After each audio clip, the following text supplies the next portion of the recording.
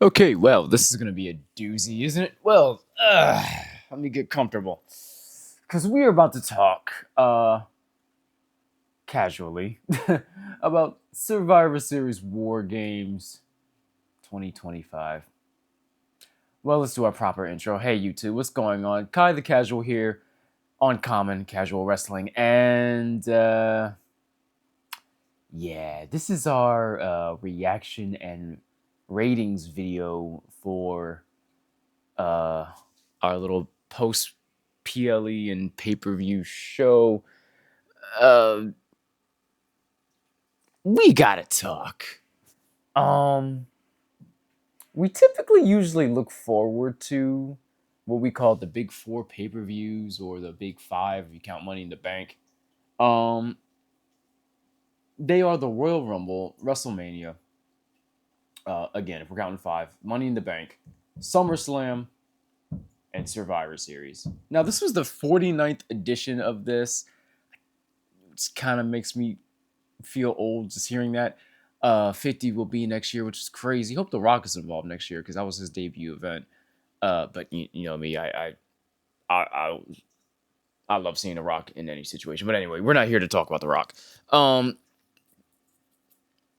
And it's been called. I'm looking at my YouTube channel right now. Not my YouTube, my YouTube I watch, stuff on. And one of the titles on it, one of my favorite wrestling themed channels says Boar Games. You guys know that my little rating system is based on just how much I was into it and how much I personally enjoyed it. And I typically don't get too critical here, but let's talk about it. We have 4 matches to talk about and the event itself, so I might start rating how I felt about the entire event as well. Let's just get into it with the first match. So, ordinarily, the women's War Games match is one of the biggest things to look forward to ever, right? Especially with EO in the trash can, right? Or, seeing crazy Rhea Ripley come out to see what she's gonna do next or whatever, what she's got. She brought out this year a couple of kendo sticks and she brought EO's trash can for her. Let's talk about positives first of all, because you know me, I'm always gonna try to find the bright side and stuff. So let's get to the bright side, okay? The bright side. It was ooh, excuse me. Having a lot of sugar. And some stuff. Excuse me. Sorry.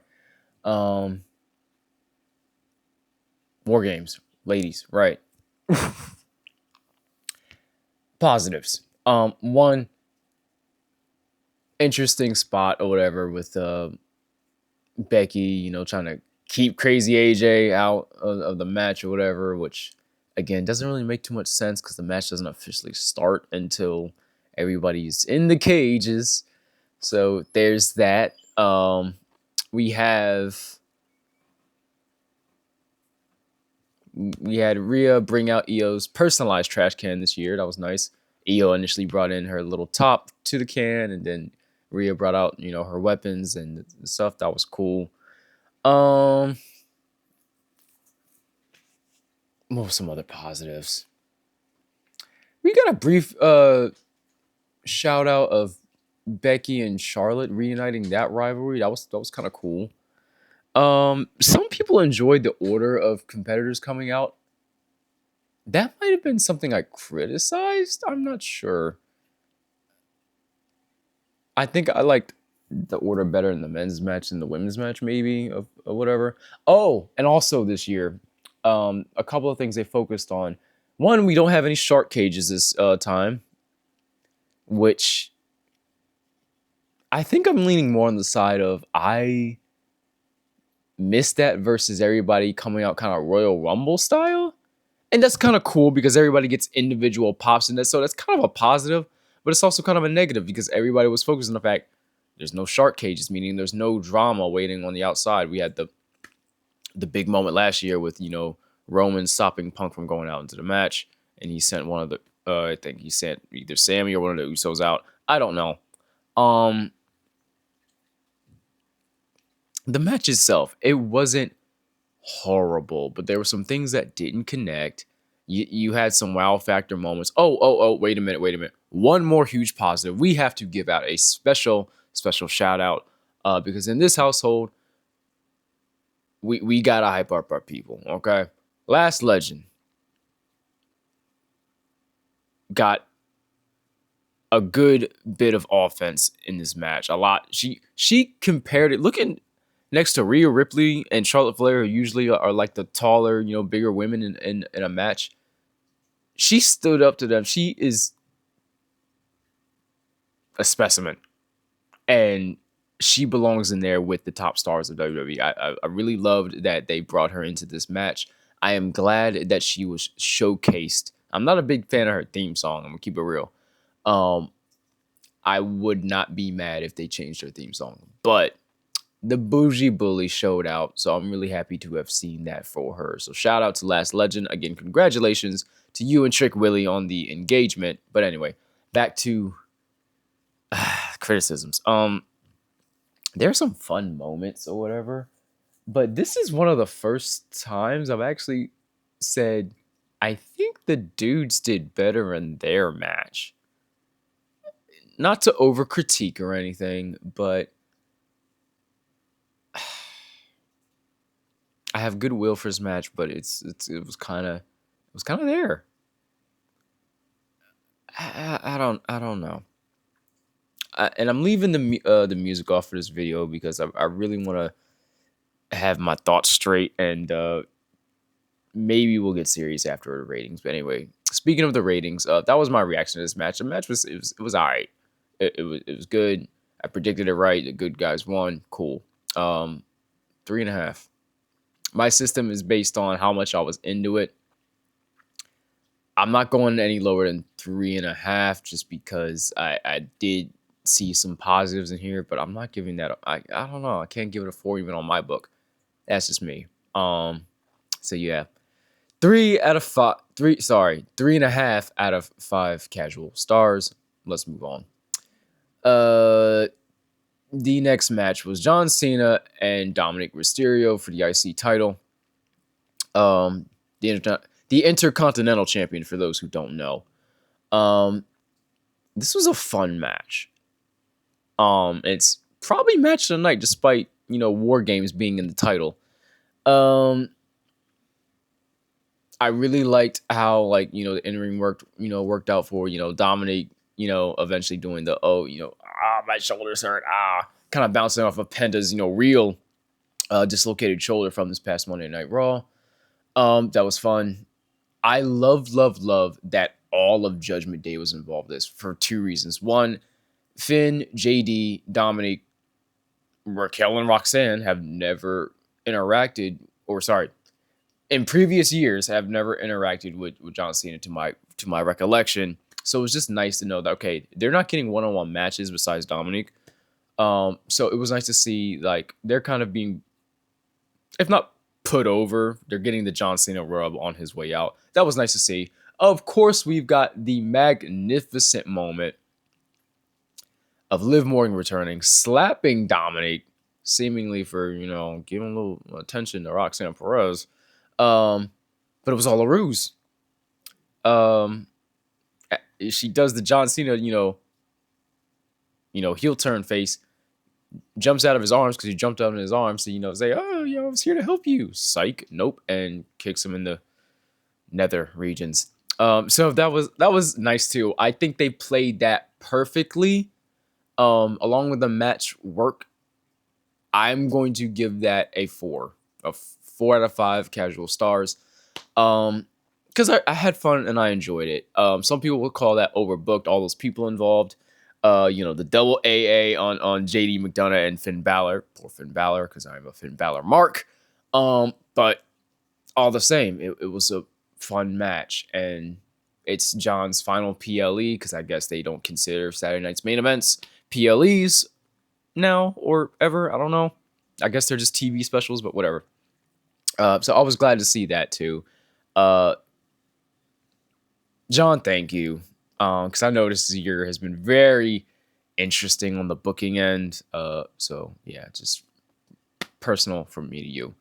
But anyway, I had fun with it at the very least. Let's move on to kind of the only real downer on this match, just because of the weird build and the why is Nikki getting a world title shot in this? I think I'm forgetting my own predictions. I think I took one shot in the dark just to have some predictions fun and say, you know what, Nikki Bella's gonna win the title, and I'm gonna lock it in. That's what I do. I try to have some fun with those predictions. But the obvious thing happened. Stephanie Becker retained. I'm gonna tell you one negative I do have for this. And again, I'm not a Nikki Bella hater or anything. I have some concerns, but they have less to do with her and more to do with the company. Um, yeah. Anyway, moving on from that. Um, she kicked out of SVB. That's Stephanie's finish. Besides, busting out the corkscrew splash, which is what finished the match. Which was still cool, but I I'm trying not to be degrading when I say this. I don't buy Nikki Bella kicking out of that. That's supposed to be a fin. And again, I have no issue. Okay, I don't want to be a hypocrite. I have no issue with people kicking out of finishers. It's who's kicking out of your finisher that I might have a problem with. I don't care if you kick out of it 2, 3 times. To me, that's like a symbol of, oh, I've got to go the extra mile to put this person down. I don't think Nikki Bella in this match deserved that. That's just my opinion. Um, I think she worked better than the Becky match, which was cool. But this match was a bit slower, and I wasn't into it as much. And I really hate to do this, but I'm sorry. It it gets a 2.5, and it gets the half is on my channel is a goodwill. It gets 2.5 casual stars just because I have goodwill for seeing her being Nikki work a little bit better. Again, she's always had it. I think she does have good ring psychology for the most part, but we're in the age of people are actually looking at not just storylines and stuff, but they are looking at work rate. Um, even casuals like myself are kind of like looking at this with somewhat of a fine tooth comb. Maybe not like crazy, but like, are they going to be into it? Um, yeah, and I just wasn't into this match as I was the other three. 2.5. I get the half is a goodwill. I try to be nicer and chiller on mine. Again, I'm sure I'm gonna hear some things about what I'm rating these matches, but again, my system is chill. I'm not even being too hardcore critical of this. This match could deserve a 1 if I'm being super critical. But anyway, not doing that. Finally, the men's War Games match. So I did predict this right. The bad guys won. To me, it was better than the women's match. And I think we've had a pattern of like the women's matches have been more exciting. In the past couple of years. Not that the men's matches were bad. It was just like you were more into the women's matches. I they played some good notes. So again, we talked about it earlier with there's no shark cages. They also mentioned a rule. I didn't mention this earlier, but I'll mention it now. They mentioned a new rule where if somebody leaves the cage, they surrender. Commentary was getting this over like crazy. That if someone leaves the cage, that's an automatic forfeit. Brock Lesnar was the last dude on his team to go in. Um, because they had the advantage. Roman was the last man not in the cage. And he does this thing that I kind of like, but was kind of made weird by commentary. I think commentary had to save it a little bit. He gets out of the cage. He takes off his gloves. Things are getting serious, right? And taking off the gloves. and he's getting ready to, brawl with Roman. Roman gets on top at first, and then he gets F5 through the commentary table. Again, that's good. That was cool. What's bad is as much as commentary was like putting that over, like, oh wait, so it was kind of distracting. Now we were wondering, wait, doesn't that mean automatic forfeit? And the save is, and commentary kind of saved it, was like, okay, the match hasn't officially started because Roman didn't get into the cage yet, so that rule doesn't apply yet. And they said it was completely intentional, but it was kind of distracting because it was like, wait, what if that's? I don't know. I think it just could have been made more clear that maybe that's the rule when everybody's in there. I don't know. And we had the rules listed. Maybe us as fans just weren't paying attention that was the rule. Maybe it was already stated. I don't know. Again, I'm open to all possibilities here, but it was just kind of distracting. As cool as it was, I'm going to say it was cool. Don't get me wrong. I go, hey, here goes my old, nemesis. If there's any two people in this match that are going to give me trouble, it's going to be him and Cody. And they did play off that history in the match as well. Logan Paul mentioned this. I hate giving Logan Paul flowers, but Logan also, had the crazy flip off the cage, saving Brock from getting pinned, double pinned, I think, from Punk and Cody. They had the finisher spam on him, and tell me like, we gotta, finish this, get it. And I almost thought that was gonna be the end of the match until Logan stepped in, so that was cool. What else happened? Can we talk about Yeet Fest real quick? I'm not one of those people that hates too much on the, run it back with the whole Yeet thing, but they did it kind of cool here because they were like, all right, we're gonna do, the run back, but it's gonna lead into Brock coming out into the match. So I did like that. And I consider like this. This is for the people live in attendance, right? So if I was there live, I might want to run it back too. I don't know. I might like to have the whole, Yeet fun and all that. So that's cool. I know how annoying it is watching from home. Like, what are you doing? This doesn't make sense. So it's kind of both a positive and a negative for me because just like, dude, you're in War Games. War Games! The most serious thing that you guys can be a part of right now, and you're running it back. That makes Jay look like a goofball. So it's kind of, the only thing that saved it for me is that we hear Brock Lesnar's guitar riff hit right at the end of that. But otherwise, it just looks goofy.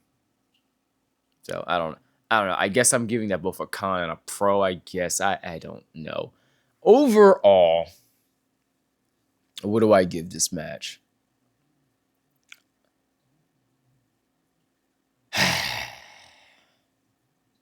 I do have some goodwill, but I'm giving it a 3.5 because of the post match. Another positive too is that Braun Breaker got the pin, so we're still putting him over. Nice. Thank you for that, WWE. He did not need to. The bad guys didn't need to lose here, and they did. And I'm glad that he wasn't pinned or anything like that. So another positive. But let's talk the end of the match. So the bad guys, they're celebrating. They leave. Punk, Roman, and Cody, they look at each other. And I don't know if that's our WrestleMania tease or not, or what's going on there. But I think Roman says something to Cody like, "This is the last time I'll ever, team up with you again." And he just, Cody just says, "All right," and they leave. Now, this is kind of why I wanted the bad guys to win, because it gives them something that motivates the good guys in the future. Like, all right, now our beef is kind of with each other, not just with the looming threat of the Vision. But it's also a matter of, teasing the future. But here's the thing. Nobody turned here. We just get this tease, and it's still not clear to us who should we be looking forward to. Are we looking forward to a triple threat at Mania with both bets up for grabs? Are we gonna have another title unification after we just did the whole thing with putting that belt to get the belt together, the undisputed WWE title. Are we gonna run back Roman and Cody? I don't know if we want to see that again yet.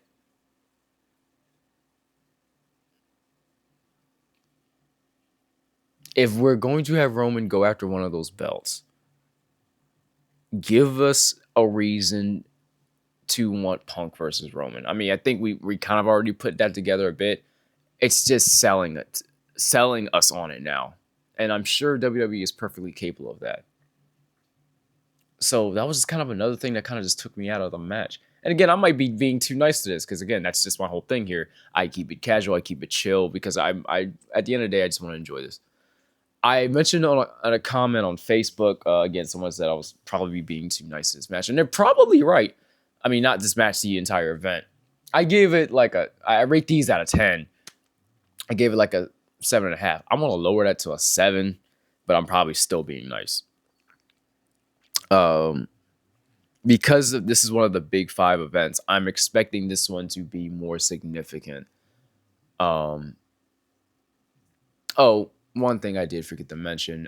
We had a hoodie and balaclava covered person hike the fence and hit a stomp, I think, on Roman. And everybody, it's supposed to be a Seth Rollins tease. Everybody is saying that it's Austin Theory because word is that Austin Theory was supposed to be returning. He was supposed to be a part of the Vision, which would be great for him. Jury's still out on who it is, though. It's most than likely going to be Austin Theory. Okay, let's just get that out the way. Somebody put out a couple suggestions on TikTok. I think that it could be Ethan Page, which would be very cool as well. But it's most likely Austin Theory. So,